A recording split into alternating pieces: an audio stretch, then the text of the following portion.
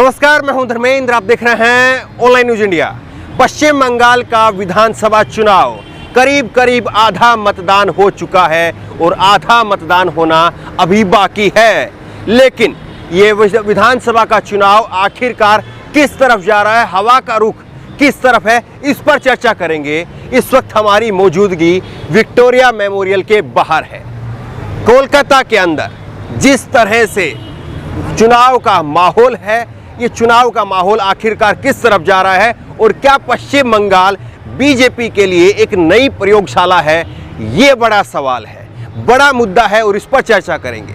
दरअसल दो बयान आप देखिए। ममता बनर्जी का बयान, ममता बनर्जी ने कहा कि मुसलमान वोट बटे नहीं, ये ममता बनर्जी की तरफ से कहा गया। उसके बाद में प्रधानमंत्री नरेंद्र मोदी की तरफ से कूच बिहार के अंदर कहा गया कि दीदी ने कहा है कि मुस्लिम वोटर बटे नहीं। इसका मतलब ये है कि दीदी को डर लग रहा है कि मुस्लिम वोटर भी उसके हाथ से छिटक रहा है। लेकिन साथ ही साथ उन्होंने एक और बात कही। उन्होंने कहा कि अगर हम ये कह देते कि हिंदू वोटर नहीं बटे तो अब तक चुनाव आयोग हमको भी नोटिस भेजता, प्रधानमंत्री को भी भेजता, गृह मंत्री को भी भेजता, कैंडिडेट को भी भेजता, हजारों नोटिस भेज चुका होता। इसके बाद में चुनाव आयोग की तरफ से ममता बनर्जी को नोटिस भेजा जाता है कि आखिरकार आपने मुस्लिम समुदाय को एकजुट रह करके वोट करने की अपील क्यों की। लेकिन इसका जवाब आया, ममता बनर्जी की तरफ से इसका जवाब आया और ममता बनर्जी ने कहा कि चुनाव आयोग एक नहीं 10 नोटिस भेजे, लेकिन मेरा जवाब स्पष्ट है। मुसलमानों को अगर मैंने ये कहा कि आप बटे नहीं, एकजुट रह करके वोट करें, तो इसमें कुछ भी गलत नहीं है। मैंने लोगों को एकजुट रहने की बात कही है। ये ममता बनर्जी ने अपना चुनाव आयोग के प्रति अपना स्टैंड स्पष्ट कर दिया। लेकिन सवाल ये है कि क्या वाकई पश्चिम बंगाल का चुनाव बीजेपी के लिए एक नई प्रयोगशाला है, और ऐसा हम क्यों कह रहे हैं, इसके पीछे वजह है। दरअसल अगर आप पश्चिम बंगाल की पॉपुलेशन को देखेंगे तो करीब करीब यहाँ पर 71% हिंदू वोटर हैं और करीब करीब 27% यहाँ पर मुस्लिम मतदाता हैं और बाकी के जो बच गया वहाँ पर सिख भी हैं, मुस्लिम क्रिश्चियन भी हैं और जो जैन बुद्धिस्ट बाकी वो है। अब ऐसे में लेबोरेटरी क्या है? लेबोरेटरी ये है, प्रयोगशाला ये बन रही है कि एक तरफ बीजेपी कह रही है कि हिंदू वोटर एकजुट हो जाओ, और एक तरफ ममता बनर्जी ये देख रही है कि मुस्लिम वोटर करीब जो 27% वोटर है उसमें से 26-24%, 23%, 22% अगर उसको मिल जाता है और उसके बाद में हिंदू वोटर में से अगर उसको 20% भी मिल गया तो उसकी सरकार बन जाएगी। ये ममता बनर्जी देख रही है। लेकिन वहीं पर बीजेपी की प्रयोगशाला ये है, बीजेपी ये देख रही है, प्रधानमंत्री नरेंद्र मोदी, आरएसएस ये देख रहा है कि अगर 70% में से अगर हम 50% को गोलबंद कर लेते हैं तो फिर हमको ना सीए की जरूरत रहेगी, ना एनआरसी की जरूरत रहेगी, और ये अपने आप में बीजेपी की एक नई प्रयोगशाला है। फिर बीजेपी अगर यहाँ पर बीजेपी जीत जाती है तो उसके बाद में खुला खेल होगा। पूरी तरह से हिंदुओं को एक तरह से उनको कहा जाएगा कि आप बीजेपी की तरफ हो जाओ। एक पूरा ध्रुवीकरण हो जाएगा देश भर में।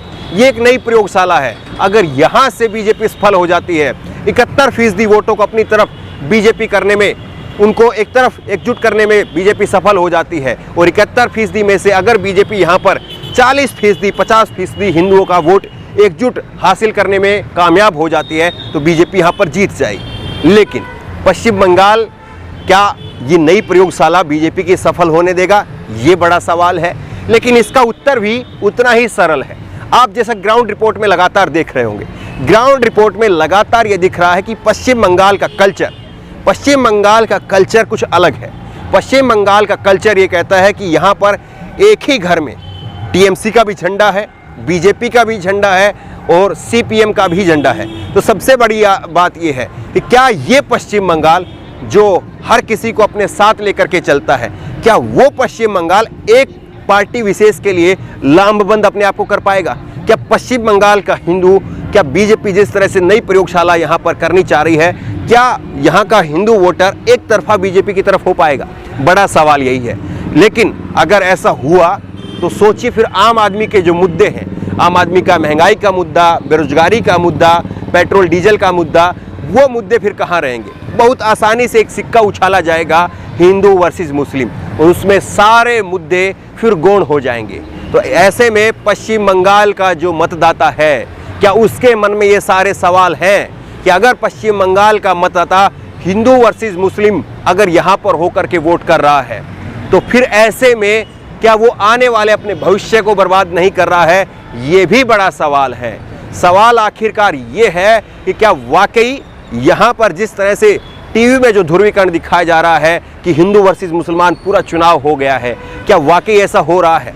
और अगर ऐसा वाकई हो रहा है तो ये आने वाले समय के लिए और ख़ास करके भारत के लोकतंत्र के लिए ये अपने आप में बहुत खतरनाक संकेत है। लेकिन जिस तरह की ग्राउंड रिपोर्ट आप लगातार देख रहे हैं, हम लोगों से मिल रहे हैं, एक ही घर में अलग अलग विचारधारा के लोग हैं। और सबसे बड़ी बात हम जो यहाँ पर ग्राउंड रिपोर्ट पर महसूस कर पा रहे हैं अभी तक, अगर हिंदू वोटर की अगर बात करें तो पश्चिम बंगाल में खास करके जो खाटी बंगाली है, यानी जिसके पुरखे बंगाली हैं, वो बंगाली वोटर कहीं ना कहीं टीएमसी की तरफ उसका पूरी तरह से स्पष्ट झुकाव है।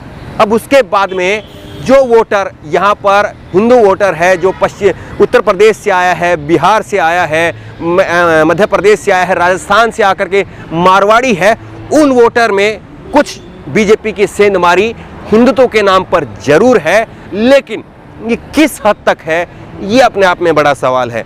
और अगर ऐसा होता है, बीजेपी अगर हिंदू वोटर को एक तरफ करने में, लामबंद करने में अगर कामयाब हो जाती है तो बीजेपी की प्रयोगशाला सफल हो जाएगी। बीजेपी की प्रयोगशाला कभी हिंदू वर्सेस मुसलमान की गुजरात में हुआ करती थी, लेकिन गुजरात से ये पश्चिम बंगाल तक का सफ़र, ये सफ़र बहुत बड़ा है।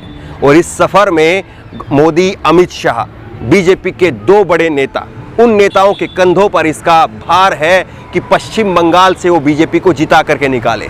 और बार बार अमित शाह अपने भाषणों में, अपने इंटरव्यू में इस बात का जिक्र कर चुके हैं कि वो पश्चिम बंगाल को जीतना उनका गोल्डन सपना है, उनका स्वर्णिम सपना है पश्चिम बंगाल को जीतना। तो ऐसे में पश्चिम बंगाल के लिए बीजेपी ने जिस तरह से ताकत झोंकी हुई है, क्या वो ताकत पूरी तरह से सफल हो पाएगी, या बीजेपी यहाँ पर अच्छा प्रदर्शन करके अपनी उपस्थिति दर्ज कराएगी, लेकिन जीत अभी भी उससे कोसों दूर है?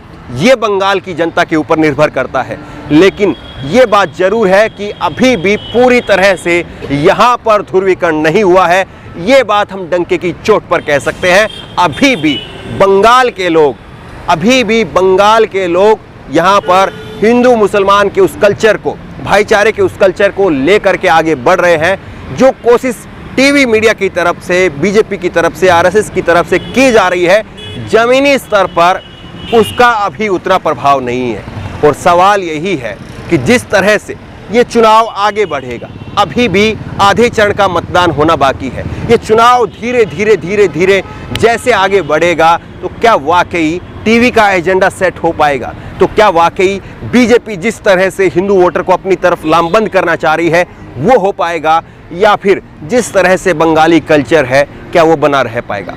एक दिलचस्प बात बताते हैं। हमने एक हिंदू कलाकार जो कि मूर्ति बनाते हैं उनसे बात किया और उन्होंने एक बेहद दिलचस्प बात कही। उन्होंने कहा कि वो दुर्गा की मूर्तियां बनाते थे। उनसे हमने बात किया तो उन्होंने कहा कि अगर बीजेपी यहाँ पर जीतती है तो निश्चित तौर पर यहाँ पर हिंदुत्व का तो बोलबाला होगा, लेकिन उसमें जय श्री राम का रंग ज़्यादा दिखने को मिलेगा।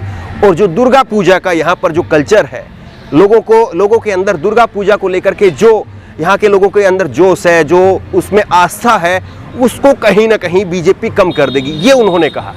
तो क्या बंगाल के लोग इन सारी बातों को देख रहे हैं, या बंगाल के लोग ये देख रहे हैं जो बीजेपी की तरफ से दिखाया जा रहा है कि ममता केवल एक मुस्लिम समुदाय को लेकर के चलती है, उनके लिए काम करती है? क्या बीजेपी का जिस तरह से लगातार बीजेपी के नेताओं के भाषण में जो बात कही जा रही है, टीवी मीडिया में जिस तरह चलाया जा रहा है, क्या बंगाल के लोग उस तरफ देखेंगे? ये सारे सवाल हैं और इन्हीं सवालों को लेकर के यहाँ पर पश्चिम बंगाल के चुनाव के साथ साथ एक बड़ी प्रयोगशाला भी चल रही है। और उस प्रयोगशाला में क्या कुछ होगा, पश्चिम बंगाल किसकी प्रयोग को सफल करेगा और किसको विफल करेगा, ये बड़ा सवाल है। लेकिन इस सवाल का उत्तर संपूर्ण तरीके से 2 तारीख को ही स्पष्ट हो पाएगा। उससे पहले कयास और लगातार जिस तरह के अनुभव के तौर पर जो लोग अपनी अपनी राय रख रहे हैं वो कह सकते हैं, लेकिन इसका पूरी तरह से उत्तर आपको और हम सबको 2 तारीख को मिल पाएगा। बहरहाल आपको क्या लगता है, क्या वाकई आपको लग रहा है कि टीवी का एजेंडा, बीजेपी का एजेंडा सेट हो पाएगा, हिंदुत्व की राजनीति का यहाँ पर एक बार उभार होगा और बीजेपी जीत पाएगी या ममता यहाँ पर तीसरी बार मुख्यमंत्री बनने जा रही है? बड़ा सवाल ये है। इस खबर को लेकर के और आपकी राय क्या है, नीचे कमेंट बॉक्स में अपनी राय जरूर दें और इसी तरह की तमाम खबरों के लिए ऑनलाइन न्यूज इंडिया को सब्सक्राइब करें। धन्यवाद। इस खबर को अभी लाइक करें, शेयर करें, अभी चैनल को सब्सक्राइब करें और घंटी जरूर दबाएं।